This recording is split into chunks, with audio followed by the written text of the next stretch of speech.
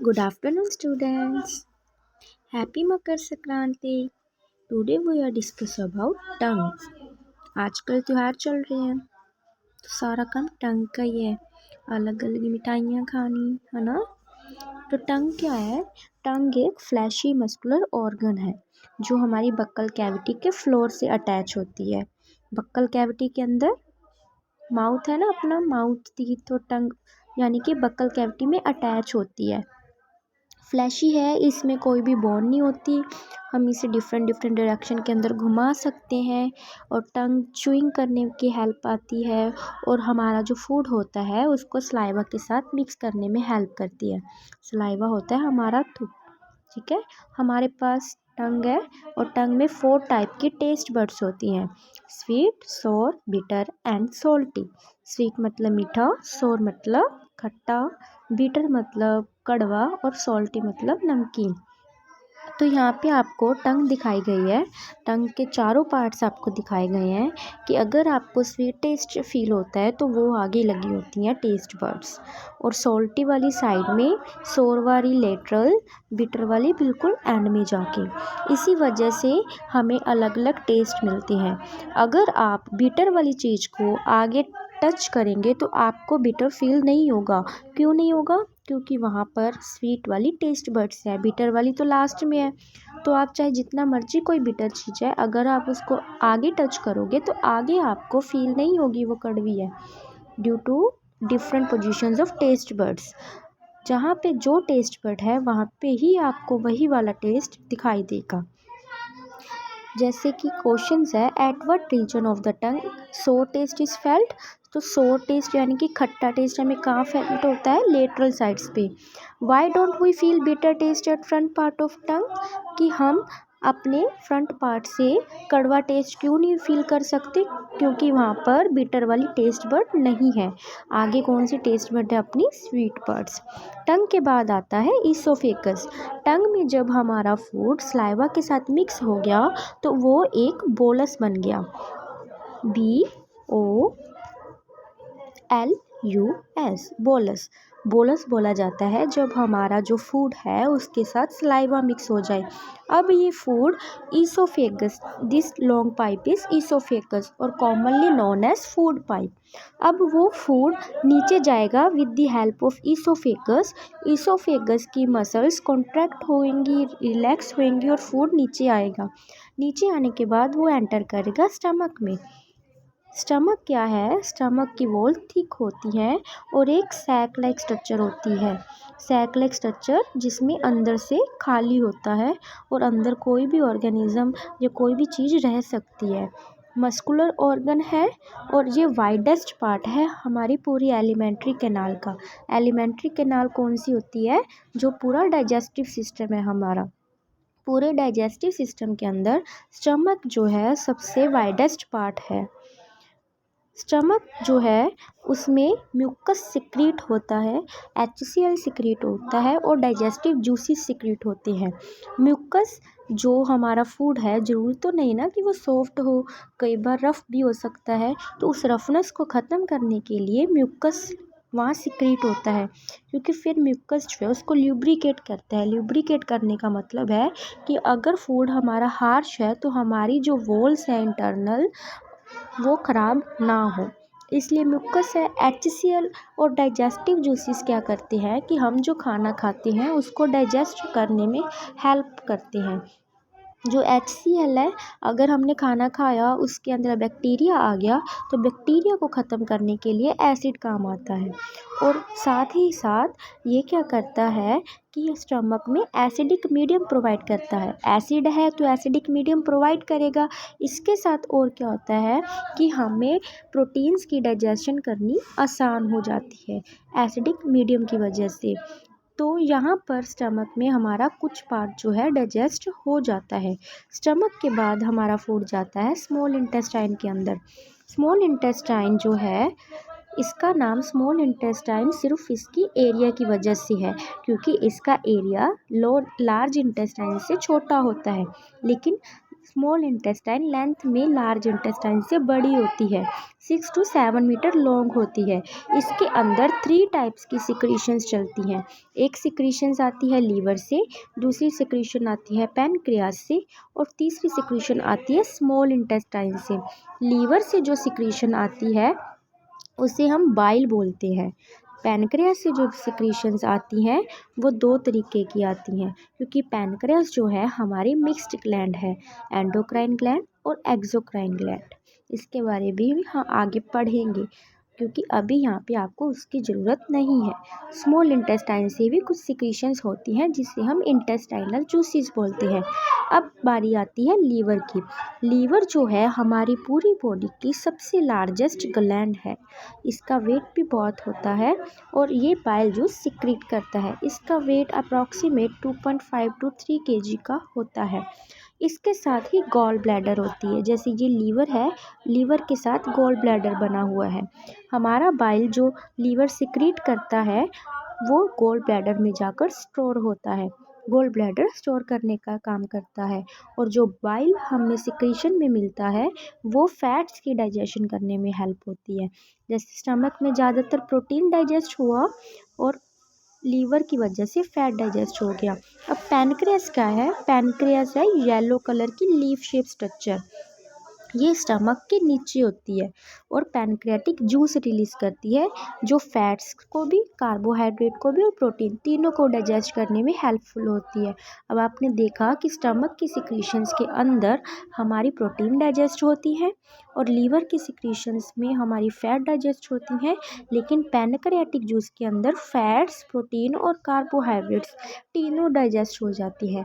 इसका मतलब कि जो पैनक्रियास है वो कंप्लीट डाइजेशन करवा देता है। उसके बाद स्मॉल इंटेस्टाइन भी कुछ सिक्रीशंस करता है जिसे हम इंटेस्टाइनल जूसेस बोलते हैं। ये क्या करता है कि कार्बोहाइड्रेट्स को ग्लूकोज के अंदर, फैट्स को फैटी एसिड्स के अंदर और प्रोटीन्स को अमीनो एसिड्स के अंदर तोड़ देता है। फॉर एग्जाम्पल, अगर जैसे कि एक कंप्लीट माला होती है, उस माला के अंदर मोती होते हैं, तो माला को तोड़ने के लिए हमें मोती अलग करने पड़ती हैं। वैसे ही जो कार्बोहाइड्रेट्स है, फैट्स है और प्रोटीन्स है, ये फुल एक कंप्लीट माला है। अब इसको तोड़ेंगे तो ये ग्लूकोज में, यानी कि कार्बोहाइड्रेट्स है वो ग्लूकोज में टूट जाएगा, फैट्स फैटी एसिड में टूट जाएगा और प्रोटीन्स अमीनो एसिड्स में टूट जाएंगे। उसके बाद हमारा सारा फूड डाइजेस्ट हो गया। अब इसकी एब्जॉर्प्शन की बारी है। एब्जॉर्प्शन जो करेगा वो हमारा स्मॉल इंटेस्टाइन करेगा। एब्जॉर्प्शन के बारे में मैंने वीडियो में बताया हुआ है कि एब्जॉर्प्शन क्या होता है कि जो हमारा फूड डाइजेस्ट हो गया अब इसे ब्लड वेसल्स में जाना है। ब्लड वेसल्स में फिर ये ट्रैवल करेगा हमारा फूड और अलग अलग पार्ट के अंदर एनर्जी प्रोवाइड करेगा। हमारी स्मॉल इंटेस्टाइन के अंदर स्मॉल फिंगर लाइक प्रोजेक्शंस होती हैं जिसे हम विलाई बोलते हैं। ये इनर वॉल में होती हैं। ये विलाई क्या करती हैं कि जो स्मॉल इंटेस्टाइन का एरिया है उसे इंक्रीज़ करने में हेल्पफुल करती हैं, बिकॉज स्मॉल इंटेस्टाइन का एरिया लार्ज इंटेस्टाइन से कम होता है, तो ये विलाई उसका एरिया इंक्रीज़ करने में हेल्प करती हैं और इसके साथ एब्जॉर्प्शन ज़्यादा होती है फूड की। वेलस क्या होता है कि थिन और स्मॉल ब्लड वेसल, यानी कि स्मॉल इंटेस्टाइन के पास वीलस भी होती हैं जिसके अंदर थिन और स्मॉल ब्लड वेसल्स होती हैं जो उसकी सरफेस के साथ अटैच होती हैं विलाई के साथ। अब जो फूड एब्जॉर्ब हुआ उसकी इनर वॉल्स में, उसके साथ वो ब्लड में ट्रांसफ़र हो जाएगा। ठीक है, एब्जॉर्ब हो गया ब्लड में। अब क्या है, जो फूड एब्जॉर्ब हुआ है इसको डिफरेंट पार्ट्स में भेजेंगे, वहाँ पे ये फूड असीमिलेट होगा। असीमिलेट का मतलब है कि जो हमने फूड खाया अब उसका यूज़ होगा वहाँ पे जाके। नेक्स्ट है लार्ज इंटेस्टाइन। अब लार्ज इंटेस्टाइन क्या है कि सारा फूड हमने डाइजेस्ट कर लिया, एब्जॉर्ब भी कर लिया, असीमिलेट भी कर लिया। अब ज़रूरी तो नहीं है कि जितना भोजन हमने खाया है वो सारा का सारा ही हमारे लिए हेल्पफुल हो, तो जो हमारे लिए हेल्पफुल नहीं है, जो एक्स्ट्रा फूड है, वो जाता है लार्ज इंटेस्टाइन के अंदर। लार्ज इंटेस्टाइन भी वाइडर होती है लेकिन स्मॉल इंटेस्टाइन से छोटी होती है। इसकी लेंथ लगभग 1.5 मीटर होती है और स्मॉल इंटेस्टाइन की 6 to 7 मीटर। लार्ज इंटेस्टाइन, अब यहाँ पे जो एब्जॉर्प्शन होती है वो होती है वाटर की। अगर ज़्यादा पानी है तो वाटर को यहाँ से एब्जॉर्ब किया जा सकता है, और साथ ही साथ जो डाइजेस्ट हुआ फूड वहाँ पे नहीं एब्जॉर्ब हुआ स्मॉल इंटेस्टाइन में, अगर उसमें कुछ भी बेनिफिट सॉल्ट है तो वो बच के लार्ज इंटेस्टाइन में एब्जॉर्ब हो जाएंगे। अब जो सारा लेफ्ट रह गया, फालतू फूड रह गया, अनडाइजेस्टेड फूड रह गया, अब रेक्टम में जाएगा। रेक्टम से ये सेमी सॉलिड फीसिस की फॉर्म में बाहर आ जाएंगे। इसी को हम बोलते हैं इजेशन। ये तो हमारी ह्यूमन बीइंग के बारे में हो गया। अब यहाँ पे आपको डाइजेशन इन ग्रास ईटिंग एनिमल्स के बारे में भी बताया गया है। ग्रास ईटिंग एनिमल्स को हम रूमिनेंट्स बोलते हैं। रूमिनेंट्स वो एनिमल होते हैं, वैसे तो ग्रास ईटिंग एनिमल्स को हर्बीवर्स बोला जाता है, लेकिन रूमिनेंट्स वो वाले एनिमल्स होते हैं जो कट चूइंग एनिमल्स होते हैं। कट चूइंग एनिमल्स का क्या मतलब है कि जो अपना फूड खाने के बाद उसको अंदर कहीं पे स्टोर कर लेते हैं। स्टोर करने के बाद जब उन्हें भूख लगती है वो फूड अपने आप उनका माउथ में आता है, फिर उस फूड को वो खाते हैं। डैट आर द रूमिनेंट्स, जैसे कि काऊ, डियर, कैमल एंड बुफेलो, ये रूमिनेंट्स हैं। आपने कभी देखा होगा कि कुछ ये वाले जो जानवर मैंने एनिमल्स के नेम लिया है, ये कभी कभी अपने आप मुँह चलाते रहते हैं, जिसको पंजाबी या हिंदी में जुगाली करना बोलते हैं। इन्हीं को रूमिनेंट्स बोलते हैं। इनका जो स्टमक होता है वो 4 चैम्बर्ड होता है। हमारा तो 1 चैम्बर्ड है ना, इनका स्टमक 4 चैम्बर्ड होता है। फर्स्ट चैम्बर्ड को र्यूमन कहा जाता है। र्यूमन यहाँ पे आपको दिखाया गया है, जो लार्जेस्ट पार्ट होता है स्टमक का। एनिमल्स क्या करते हैं, पहले फूड को एकदम से स्वेलो कर लेते हैं, फिर इसको स्टमक के इसी पार्ट में स्टोर कर लेते हैं। यानी कि जब वो ह्यूमन में फूड होता है तो वो पार्शली डाइजेस्टेड होता है, फुली नहीं होता। तो ये पार्शली डाइजेस्टेड फूड को हम कट बोलते हैं। और ह्यूमन बींग्स के अंदर जब फूड में स्मॉल स्लाइवा और कुछ डाइजेस्टिव एंजाइम्स काम कर चुके होते हैं तो हम उसे बोलते हैं काइम, CHYME। यहाँ पे बोला जाता है कड।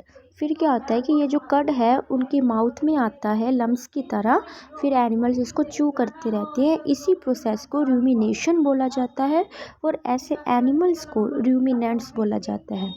रूमिनेशन के दौरान क्या होता है कि फूड जो है ना वो टूटता है। सेलुलोज बना होता है फूड के अंदर, सेलुलोज की, क्योंकि ये जो फूड खाते हैं उसमें सेलुलोज होता है, तो जो सेलुलोज है वो उसको सिंपल कंपाउंड्स में कन्वर्ट कर देती है। बाद में ये लिक्विड फॉर्म में जाता है 3 चैम्बर्ड स्टमक के अंदर, क्योंकि इनके अंदर सैक लाइक कुछ स्ट्रक्चर्स होती हैं स्मॉल इंटेस्टाइन के बीच में, और लार्ज इंटेस्टाइन जिसको हम सिक्कम बोलते हैं। यहाँ पे कुछ बैक्टीरिया होते हैं जो इनके डाइजेशन में हेल्पफुल होते हैं। अब इनके फूड में सेलुलोज होता है। सेलुलोज हम क्यों नहीं खा सकते, क्योंकि हमारे अंदर सेलुलोज को डाइजेस्ट करने के लिए एंजाइम्स प्रेजेंट नहीं है। लेकिन एनिमल्स जो रूमिनेंट्स होते हैं इनके पास सेलुलोज को डाइजेस्ट करने वाले एंजाइम्स होते हैं, इसलिए इनके फूड में जो सेलुलोज होता है वो सिंपल कंपाउंड में कन्वर्ट हो जाता है, और सिक्कम में जाकर स्मॉल बैक्टीरिया जो प्रेजेंट होते हैं इनकी पूरी डाइजेशन कर देते हैं। फिर इनकी रेक्टम के थ्रू फीसिस बाहर आ जाते हैं। नेक्स्ट है हमारा न्यूट्रिशन इन अमीबा। अब हमने ह्यूमन बीइंग में न्यूट्रिशन कर लिया, रूमिनेंट्स में न्यूट्रिशन कर लिया। अब एक और ऑर्गेनिज्म है, लेकिन ये माइक्रोस्कोपिक यूनिसेलुलर ऑर्गेनिज्म है जिसे हम अमीबा बोलते हैं। ये ज़्यादातर पॉन्ड्स और लेक्स के अंदर पाया जाता है। ये ऐसे दिखाई देता है। इसके आसपास सेल मेम्ब्रेन होती है, और ये इनके सीडोपोडिया, ये जो दिखाई दे रही है सीडोपोडिया, इनको फॉल्स फीट बोला जाता है। फॉल्स फीट क्यों, क्योंकि हम अपने पैरों के साथ चलते हैं, एनिमल्स भी अपने पैरों के साथ चलते हैं, रूमिनेंट्स भी अपने पैरों के साथ चलते हैं। लेकिन जो अमीबा है इनके पास फॉल्स फीट होते हैं, रियलिटी में पैर नहीं होते, लेकिन पैरों की तरह स्ट्रक्चर्स होती हैं जिसे हम सीडोपोडिया बोलते हैं। ये अपनी इन सीडोपोडिया को आउटवर्ड करते हैं, फिर मूव करते हैं, और इन्हीं सीडोपोडिया की हेल्प के साथ ये फूड को भी पकड़ने में हेल्प लेते हैं। ठीक है, जब ये इन सीडोपोडियो की हेल्प के साथ फूड को कैप्चर करते हैं, फूड के साथ कांटेक्ट में आते ही, तो इंजेक्शन कहते हैं हम इसको। इंजेक्शन के बाद जो सेल मेम्ब्रेन है वो फूड पार्टिकल के साथ क्या होगी, फ्यूज़ होगी, जुड़ेगी। फिर फूड वैक्यूल फॉर्म होगा। फूड वैक्यूल फॉर्म होने के बाद डाइजेस्टिव जूसेस निकलेंगे। वो digestive juices food vacuole secrete उसमें सिक्रीट हो जाएगा फूड वैक्यूल के अंदर। फिर जो है न्यूट्रिएंट्स एब्जॉर्ब होंगे, जैसे हमारे ह्यूमन बीइंग में होता है लगभग वैसे ही होता है, लेकिन इनका सिस्टम थोड़ा शॉर्ट होता है बिकॉज इनकी स्ट्रक्चर भी शॉर्ट है। इंजेक्शन होने के बाद क्या कह रहा है कि जब इन्होंने फूड लिया तो अंदर जाके फूड का वैक्यूल बनेगा। फूड वैक्यूल के अंदर डाइजेस्टिव जूसेस सिक्रीट होंगे। डाइजेस्टिव जूसेस जब सिक्रीट हुए तो इसके साथ इनका फूड जो है वो डाइजेस्ट हो जाएगा। डाइजेस्ट होके फिर एब्जॉर्ब होगा, फिर असीमिलेट होगा, और जो अनडाइजेस्टेड फूड होगा उसकी इजेशन हो जाएगी। ठीक है। अब इनमें जो carnivorous, omnivorous, ingestion, digestion, absorption, जो भी ये कीवर्ड्स हैं, इनके बारे में मैंने सब कुछ अच्छे से डिटेल में वीडियो के अंदर बता दिया है। कुछ इसमें होंगे, कुछ इसकी पिछली वाली प्लेलिस्ट में होंगी। तो सारी वीडियोस की मैंने प्लेलिस्ट बनाई हुई है, आप इसको एक एक करके देखोगे तो ये पूरा चैप्टर आपको अच्छे से समझ आ जाएगा। अब इनके पॉइंट टू रिमेंबर क्या है कि nutrition in animals include nutrition requirements, यानी कि जो एनिमल के अंदर न्यूट्रिशन होता है उसके अंदर हमें न्यूट्रिशनल रिक्वायरमेंट्स होती हैं। हम फूड कैसे इनटेक कर रहे हैं, यूटिलाइज किस तरीके से हो रहा है, that is all about nutrition. Animals के अंदर 5 प्रोसेसेस हैं, इंजेशन, डाइजेशन, एब्जॉर्प्शन, असीमिलेशन एंड इजेशंस। और ह्यूमन डाइजेस्टिव सिस्टम्स के पार्ट्स कौन कौन से हैं, बकल कैविटी जिसके अंदर माउथ आता है, टीथ आते हैं, टंग आती है, oesophagus, stomach, small intestine, large intestine, rectum and anus. और ह्यूमन बींग्स के अंदर 4 टाइप्स के टीथ होते हैं, incisors, canines, premolars and molars. Digestion हमारी बक्कल कैविटी में स्टार्ट होती है और स्मॉल इंटेस्टाइन तक चलती है, क्योंकि लार्ज इंटेस्टाइन में तो एब्जॉर्प्शन ही होगी एंड स्मॉल इंटेस्टाइन में मैक्सिमम एब्जॉर्प्शन हो जाती है, और जो हमारी डाइजेशन है वो स्मॉल इंटेस्टाइन पर आके ख़त्म हो जाती है। फिर जो एब्जर्व हुआ हमारा सब्सटेंस वो डिफरेंट डिफरेंट पार्ट्स पर जाएगा, और जो वाटर और सम सॉल्ट्स बच जाते हैं डाइजेस्टेड और अनडाइजेस्टेड फूड में, वहाँ लार्ज इंटेस्टाइन में एब्जॉर्ब हो जाएंगे। फिर अनडाइजेस्टेड जो फूड होगा वो एलिमिनेट हो जाएगा थ्रू एनस के थ्रू, और जो कट च्यूइंग एनिमल्स होते हैं उन्हें रूमिनेंट्स बोला जाता है, वो एकदम से फूड खाते हैं। फिर जो पार्शली डाइजेस्टेड होता है उसको हम कट बोलते हैं। बाद में जब उन्हें भूख लगती है तो वो धीरे से उनके माउथ में आता है एज ए लम्स, फिर उन्हें च्यू करते हैं और लिक्विड की फॉर्म में उनका डाइजेशन चलता है।